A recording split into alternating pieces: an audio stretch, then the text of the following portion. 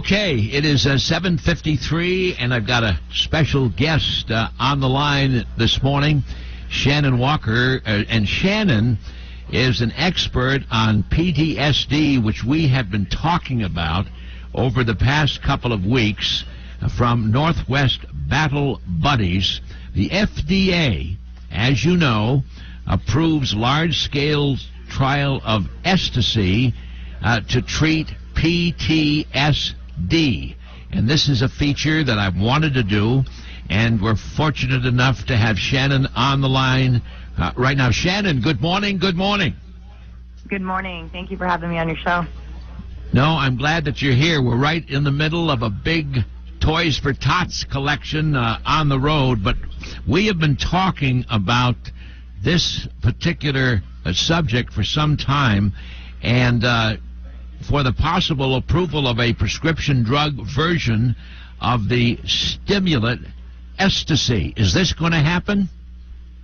Well, I don't know for sure if it's going to happen or not. I'm highly skeptical about the long-term results or effects of it, but they definitely are moving forward and, hoping to have, maybe it available in 2021.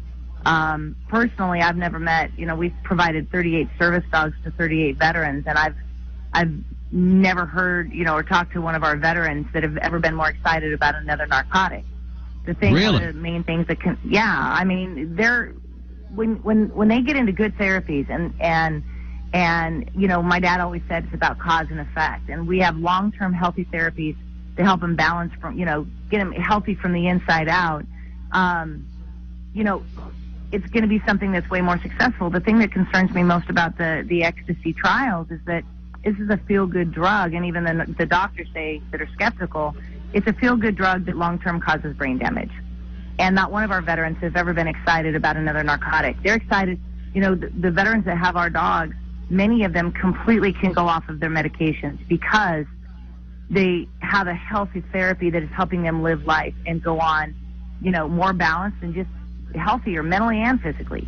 And so I was actually really, really surprised when I heard about the study. And, I'm a great skeptic of it because I just think that we should be putting our money places, that helps the symptoms of PTSD in those studies. Half of the people in those studies experience reduced. Shannon, what has really dumbfounded me is the seriousness of this. I never realized. I knew that the veterans had some problems with PTSD, but I never realized it was as deep as it is, and what they go through. It's just incredible. I was reading just the other day a story about it, and we've got to do something. We certainly do.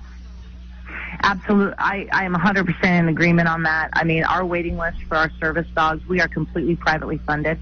And we have a waiting list right now of up to maybe 3 years with the list of people who are seeking help. So, the veterans, they have the courage to find help. They're trying to seek healthy alternatives so they can go out and live life in a better, healthier way.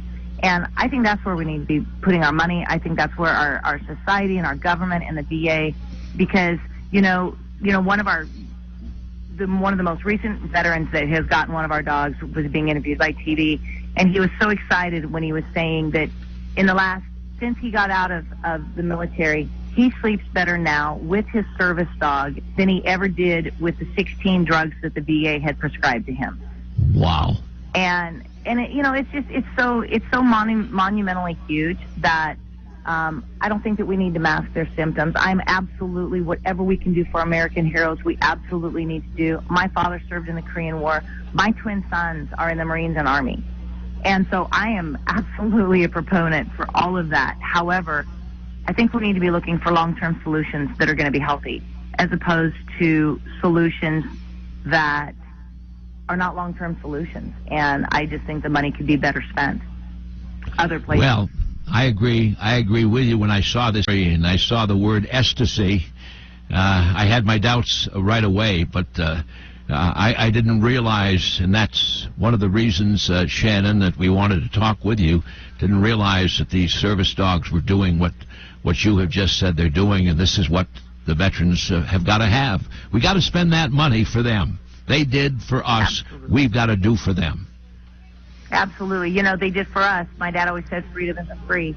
And I'll never know what somebody actually went through when they had the courage to sign on that dotted line and go serve the American people as they do. And we can never forget. And no matter what we do, I don't feel it will ever be enough, but we absolutely have to continue to keep on trying and finding a way, you know. And, you know, it's been amazing to be able to observe the men and women who have our service dogs living their life in a healthier way of freedom and independence with their service dog than before they had them. And it's an incredible experience to be a part of. It's incredibly humbling, and it truly is life-changing when you have a therapy that actually truly brings help, not just to the veteran, but to the families. And therefore, when the families are better, even the community is better.